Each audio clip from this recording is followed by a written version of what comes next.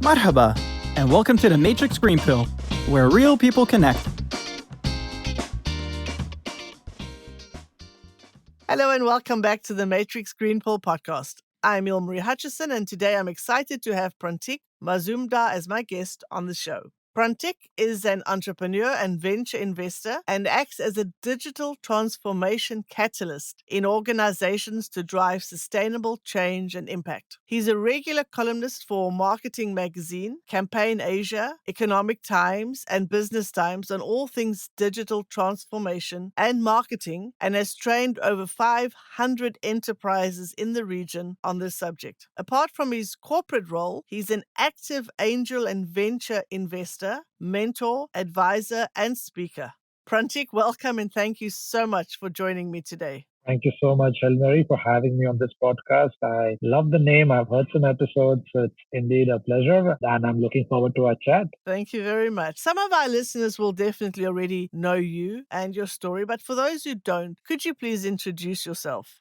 Certainly. So as you were introducing myself, you've got me covered. I'm a third culture kid who's an Indian by nationality. I had my childhood in India. Then I did my high schooling in Indonesia, in Jakarta. My family moved there. For the last 20 years, I've been in Singapore, this fascinating utopian city-state where I came to study. I did my bachelor's degree here, and then I worked for the Singapore government, one of the most progressive technocratic governments out there in APAC. And thereafter, I worked for a couple of small medium enterprises, a startup and a B2B brand consulting firm, before starting up on my own in the digital marketing and digital transformation space. I had a lovely 12-year journey with a co-founder who's the original founder. We have built a team of 60 plus people before selling the business to a global advertising conglomerate called Dentsu, which emerged out of Japan 100 years ago, over 100 years. And it was indeed a privilege to be part of that network. And I'm still very much an integral part of the Dentsu network. I lead one of the business units in Singapore. Outside of that, I do have my interests and inclination towards the startup world. So I am an active venture investor, advisor to startups.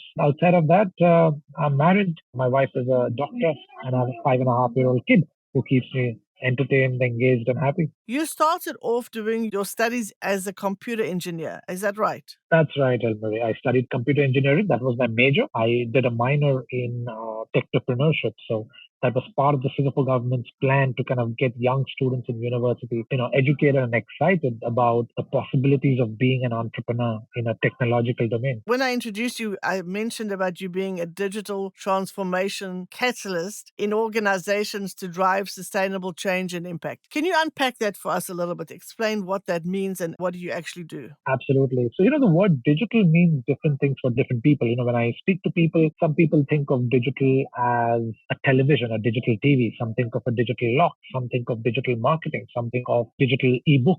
When I say digital transformation, it is really a mindset to transform a particular process which has been physical in nature by digitally transforming. What you really mean is, can I do the same thing in a more efficient, digital, mobile-friendly manner? A classic example would be sending letters by post. Emails made it digital. So that was digitally transformed. Newspapers, books, magazines have become digital. That's digital transformation. Your finances, your payments, your banking, that's digital transformation. Any and every field that today, as common people, digital transformation is really about trying to bring in efficiency and effectiveness at scale to do the same job or same task at hand, but using technology. So when I say I'm a catalyst, my role in my organization is to talk to business owners and companies and clients and try and help them understand how can they grow, scale, and make their businesses more efficient using digital technology. So that's how I kind of classify myself being a digital transformation catalyst. And what would you say are the biggest obstacles to digital transformation? The single biggest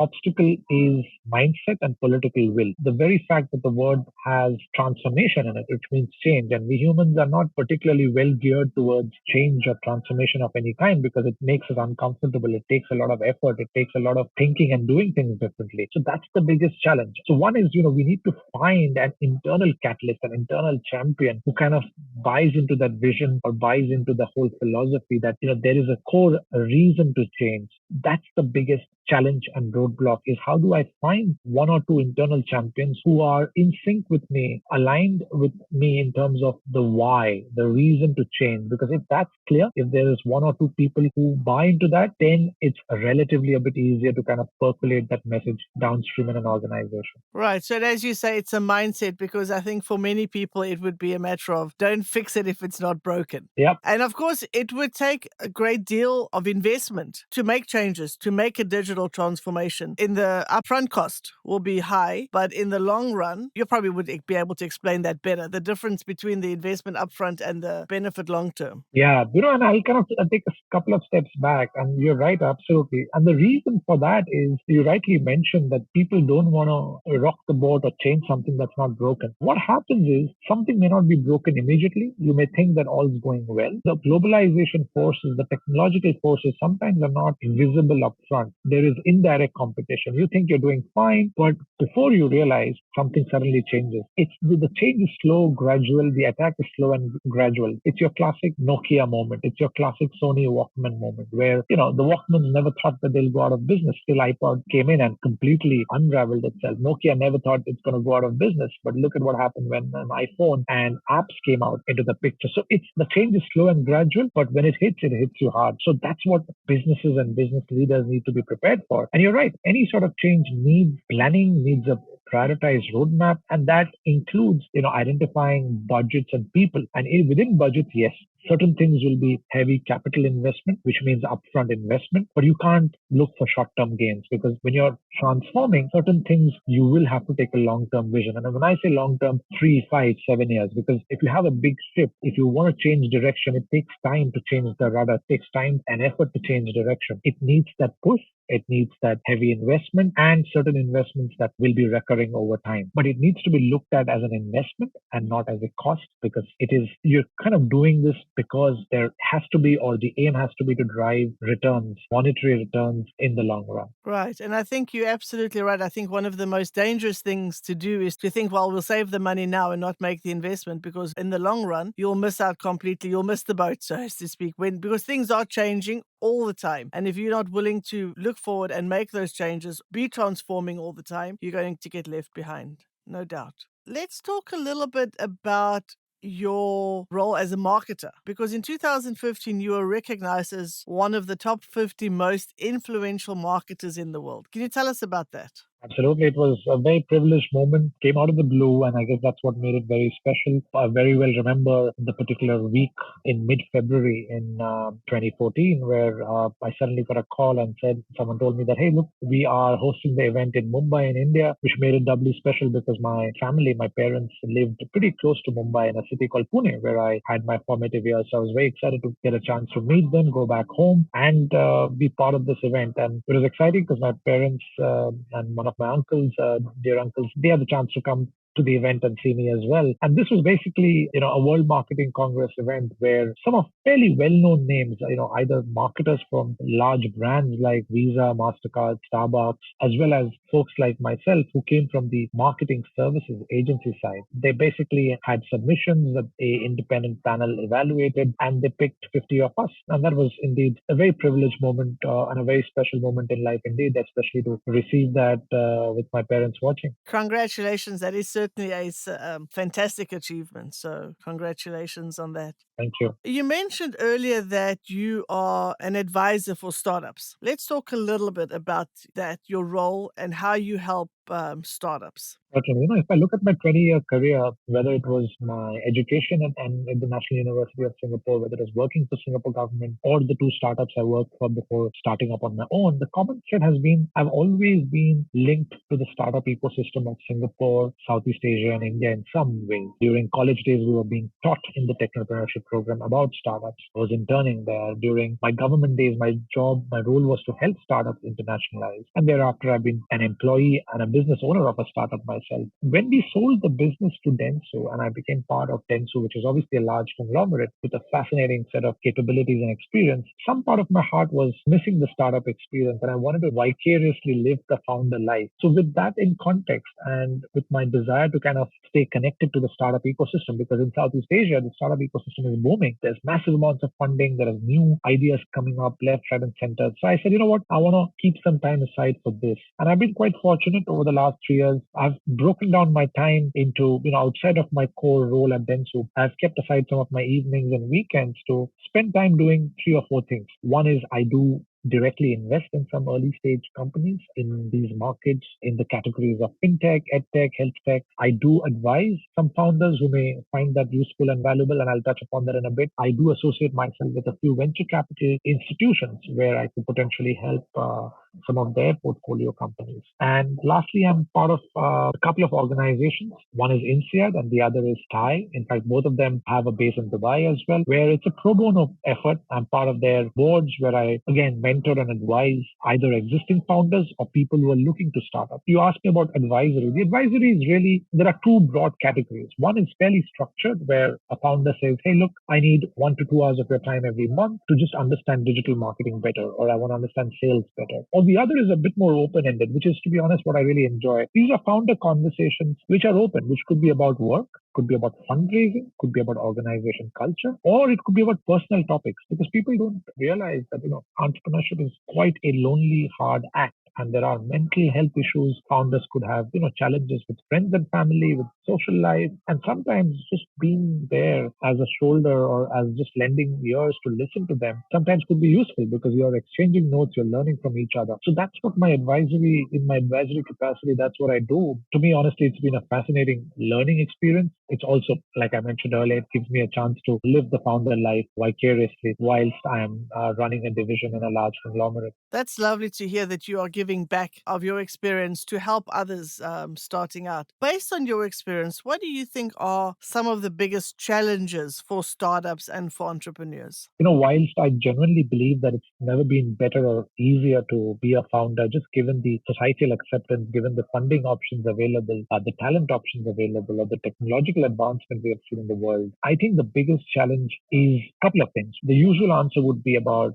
scaling up and fundraising, which is true. Those are challenges for sure. They're part and parcel of any founder's life. I think the two challenges that I find, quite difficult to define and overcome hence is how do you build a good team? How do you build a culture? Because that's an intangible. Money fund is difficult, but it's tangible. You can either get a loan or you can raise money from your friend's family, or you can initially find some from your own savings. But to be able to attract good people and retain them and then create this team and bonds where you kind of create a culture of excellence, that's hard. That takes a lot of time. That takes a lot of deliberation. That takes a lot of experimentation, and it's hard. Organization building and culture, I think that's one. The other is the emotional aspect of scaling up. As a founder, as you scale up over time, you need to sort of let go. You need to get people smarter than you. You need to delegate. And I think that's hard because a startup is something you've created and nurtured for the first, like, for 3, 5, 6 years. And then when you have to let go, I think the emotional part is much harder. So to me, the elements of culture and emotion, which are again intangible emotional elements, I think those are interesting but difficult challenges to surmount. That's excellent insight and absolutely spot on. I can hear why you would say that those are big challenges. What advice would you give to a young entrepreneur who is wanting to creating a startup?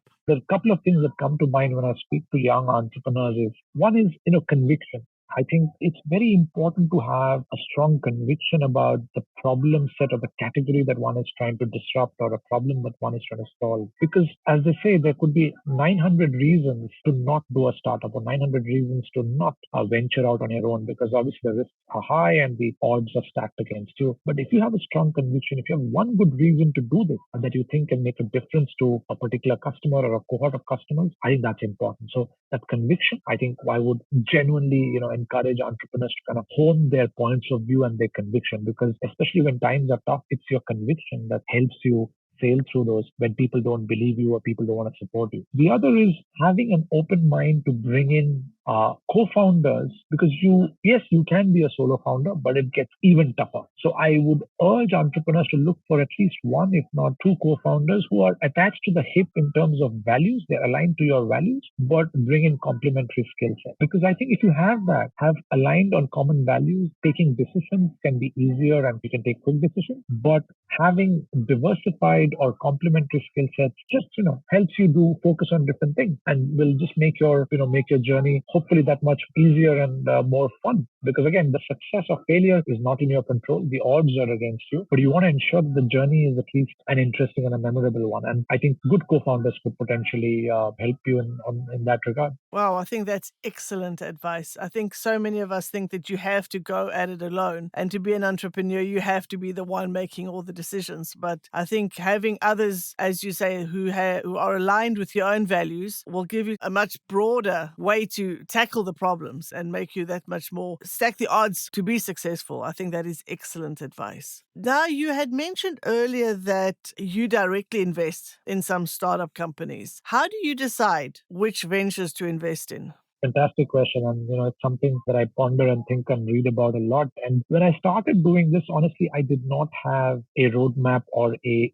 framework, if you will. But now that I've done a bit and I look back, I think I do find some patterns. I do sort of introspect and say, hey, why did I invest in A and not B? And so I'll share a few questions that I try and answer myself when I meet a founder or I look at a pitch deck from a startup, because usually these are early stage, right? So there isn't a lot of revenue or they're not really very well known. So a few things that I do, and I realize I do this answering to myself from a risk mitigation perspective, because again, by default, it's a risky asset class. So you've got to, and again, it's an art and a science. There's no way to know for sure. Only time will tell. But I think a few things that I would urge anyone that wants to look into angel investing. A, how well do you resonate with the problem that the company is trying to solve? Because again, someone could be doing a great job in healthcare, but maybe that's not something that resonates with you. That's not something you understand or you're interested in. And then I wouldn't look further. But if that's a problem that you emotionally connect and resonate with and you think it's important, I think that's important. The second thing I would do is deep dive and understand from the founder, why is he or she or the founding team, why are they so passionate about the problem? I would want to have a deeper conversation to see, can they hold ground for a deeper, meaningful conversation? Or is it just an academic exercise? Or are they just doing this because it's cool? I think if you have 2 or 3 conversations, you'll kind of get a good sense. You can kind of differentiate between founders who have a surface level understanding versus a deeper understanding. And what's their emotional connect? So I've found I like founders who have a personal reason that why they're trying to go behind this. Because again, it's that conviction, it's that emotional connect which will help them, in my opinion, be resilient and stick through, especially when times are hard, and there will be difficult times. So that's one. Second is I want to then look at the financials of how big is this market size? How big is this particular domain or the problem that they are trying to solve? Because if the market is not big enough, if the addressable market is not big enough, then it's not exciting. And when I say big enough in absolute terms as well as vis-a-vis competition. So is this a red ocean or a blue ocean? Ideally, I would want to be in a large blue ocean, which, where there is not too much competition. So that's the second thing I would try and look and analyze. I've never invested in a company that does not have a product. No matter how rudimentary, I would still want to touch and feel and see the product. And ideally, I would want them to have some revenue, not profit per se, but some revenue. Because if they have some revenue, which means, there is some sort of a product market fit, which means a client is willing to give you a chance to use it and they're willing to open their wallets for the product. It doesn't have to be big money. In fact, to me, the quality of the revenue matters, which means I'm not looking for a company which has 10 clients. I rather them have just 2 clients, but hopefully they've given some repeat business, which means repeat business, recurring revenue is an indicator that the customer is happy to give you not just one shot, but maybe 2 or 3 shots. So these are 3 or 4 things: the emotional connect and conviction of the founders, the market size of the blue ocean potentially, the product, and the quality of the revenue. And lastly, since I earlier spoke about co-founders, I also want to see how is the organization structured, who is responsible for what is the equity structure between co-founders, because very often I've seen where one founder has 90% and the other 2 have 5% each. And that's not a healthy sign, because that shows potentially that something's not right. If someone's too greedy, I would rather, I'm not saying it has to be equitable, 33, 33, 33. I'm okay if it's 60, 20, 20, because each of these co-founders should have a decent skin in the game, because, that's when people have skin in the game. That's when they're likely to kind of put in more effort beyond the pitch deck, beyond the product. These are things I would look for, and these are hard to assess unless you spend quality time, over 3 to 5 meetings with the founding teams, and maybe idly speak to one or two of their customers. Thank you so much for sharing that. That is so in depth and absolutely makes sense. Thank you for that. Now, you have done a lot already. You have accomplished a lot. What is on the horizon for you? Anything exciting that you are working on or looking forward to? Yeah, something that my wife and I we speak about, because she's finishing her medical residency. She's in accident emergency, and her residency finishes in a few months' time. I'm at a juncture where I'm kind of thinking about what next. That I've sold the business, I've had a good experience with Dentsu, the conglomerate. Now, whether it's within Dentsu, whether it's outside, I'm not sure of the structure. But I think there are two things in my mind which keep bubbling up, and I want to find a way to solve for that. I have built a startup, I've sold a startup, I work for a large company now. So one thing in my mind is, now that I've done some angel direct investments as an individual, I think one thing in my mind is, do I want to set up a fund? Do I want to invest large in a much larger scale along with other partners and friends? That's one. The other, which is very close to both my wife and I minds and heart, is what I'll sum it up as equitable opportunities or equitable access. Because both of us grew up in India, Indonesia, emerging markets. We were fairly privileged to have good access to good education, healthcare, a good nurturing environment. And thereafter, we've enjoyed the benefits of a global city, Singapore. When we look at our lives, I think the common thread there is access to equitable opportunity. We feel privileged that the dice rolled out on the right side. If we did have access to education, healthcare, and opportunities, all of this would not happen. Since we grew up in emerging markets like India and Indonesia, which are burgeoning economies, there's so much potential, but there is still a lot of poverty. There is still a lot of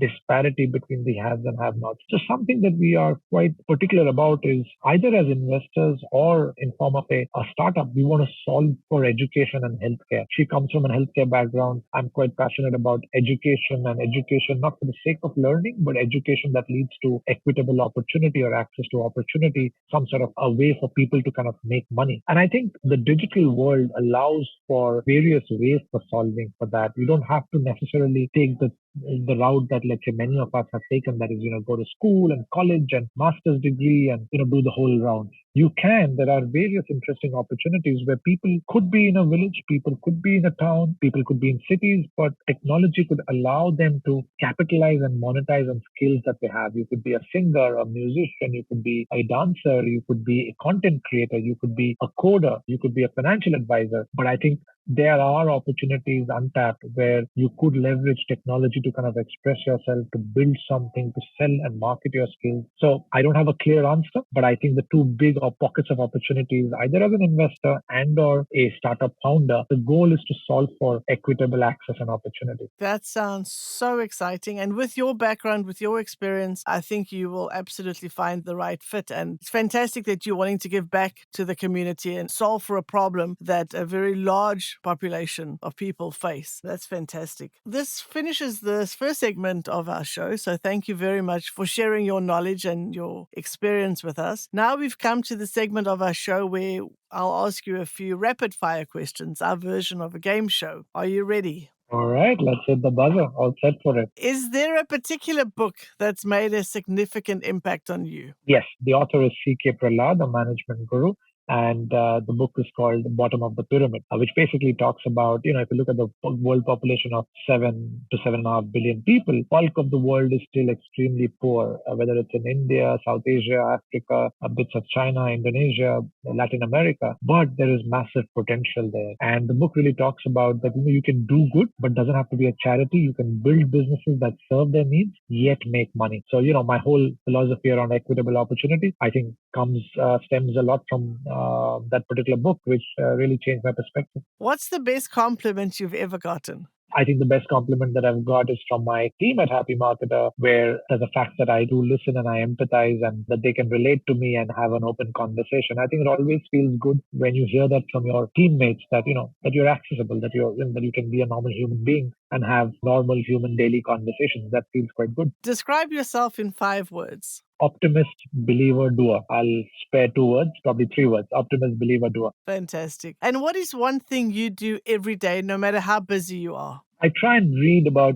25 to 30 pages. I don't stop this. I try and when I say 25, 30 pages, it doesn't have to be from a book. It can be magazines, articles, whatever. I do spend, either by pages or by time. I would spend about 45 to 60 minutes reading. But what I try and do after the reading is I try and connect dots to kind of form my point of view. And it goes back to my previous point of building an opinion or a conviction. Just reading alone wouldn't satisfy me, but what I try and I urge my colleagues to do the same is read, consume as much as possible, but do form a crystal clear point of view, which is your own opinion. It's your point of view. That's something that I try and do pretty much every day. I love that. That's excellent. Before we wrap up, I'd like to ask you about your green pill moment. So if you could take the green pill and start over, would you go about things differently? I love this concept of a green. I don't think I would go about things very differently, but I would definitely do one thing differently is I would start earlier. When I say start earlier, start the whole entrepreneurial journey and my investment journey, I would start earlier. And the reason I say this is because, be it investments, be it entrepreneurship, there are pitfalls, risks, and roadblocks. And fail you will. The only question is the longer you do, the longer you keep repeating, you hopefully get better at something. Hopefully you make less mistakes and you let the power of compounding work in your favor. So in investment, right? A huge fan of the book Psychology of Money, where Morgan Housel writes about everyone talks about Warren Buffett and his ability to pick companies, but very few people talk about the fact that nearly 90% of his wealth today came after his 65th birthday. And that is because he started at the age of 10. So he's given himself time to champion something, to master something, for compounding to work. And the other is entrepreneurship. Maybe your first idea will fail, maybe your second idea will fail, maybe you'll take a corporate job and you'll save up and you'll build a network and you'll come back, but maybe you'll give yourself a bit more time, another chance. Only thing that I would do differently, and that's my advice to everyone, is to start earlier. So the earlier that you start, the sooner you can fail, the sooner you can learn and build bigger things. So that's excellent. Beautiful advice. Thank you so much, Prantik, for being here today. Your knowledge and your tips and your advice has been excellent. I've really enjoyed learning from you and hearing everything that you've done. So thank you very much for having been here. I really enjoyed this conversation. Likewise, Elmary. Thank you for having me and making me comfortable. It felt like a good coffee conversation. And again, thank you for doing this, the whole podcast series, sharing these stories. I'm sure the stories is what makes us human. So thank you for kind of facilitating that process. It's been a pleasure to be on your show. Thank you very much. Now, before we say goodbye, could you please tell our listeners where they can find and follow you? And we'll also put this in the show notes. Certainly. I think the easiest way to find me is on LinkedIn. So if you just search my name, Prantik space Mazumdar on LinkedIn, you'll find me there. You can follow me there, drop me a text on a LinkedIn message, and I'll be sure to reply. Excellent. Thank you very much. And thank you again for joining me today. I wish you all the very best. Mary, thank you so much. If you enjoy our conversations, please like and subscribe. See you next Wednesday.